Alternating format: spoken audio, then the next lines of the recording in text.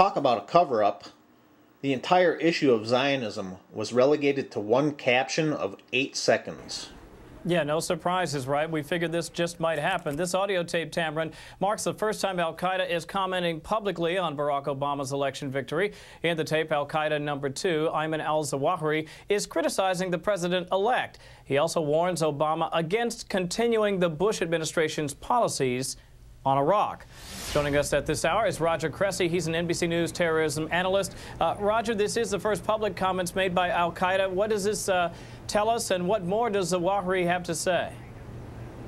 Well, Kevin, this is the opening shot in al-Qaeda's new war of ideas aimed at the Obama administration.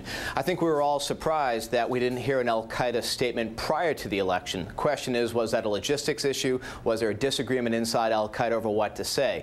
Now that we have a president-elect, it's very clear that al-Qaeda is going to say several things, one of which is we the United States have suffered defeat in Afghanistan and Iraq, and that's a message aimed at an overseas audience as much as us. Second message is aimed at us in terms of how they're characterizing the president-elect. References to Malcolm X, derogatory statements about the president-elect. So you're going to see a couple audiences here that they're trying to speak to, but frankly, it's an unimpressive message overall. What it does, though, shows the influence of Adam Gaddan, the American al-Qaeda leader, and seeing how this message is crafted, I think, reflects his influence in it.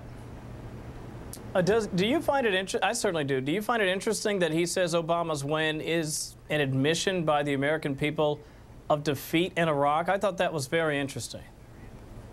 Well, what they're trying to do is take any development in the United States and spin it to support the broader al-Qaeda narrative, which is the United States has suffered serious defeats in Afghanistan and Iraq.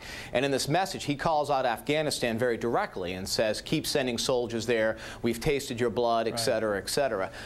You're going to see al-Qaeda take whatever happens domestically and try and spin it so that it speaks to the broader Islamic audience, which is what they're looking to go after.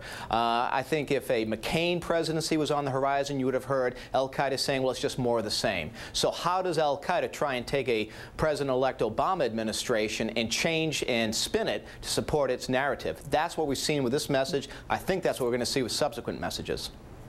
A difficult sell, to say the least. Roger Cressy, NBC News terrorism analyst. Roger, thank you so much for your time today. We appreciate it.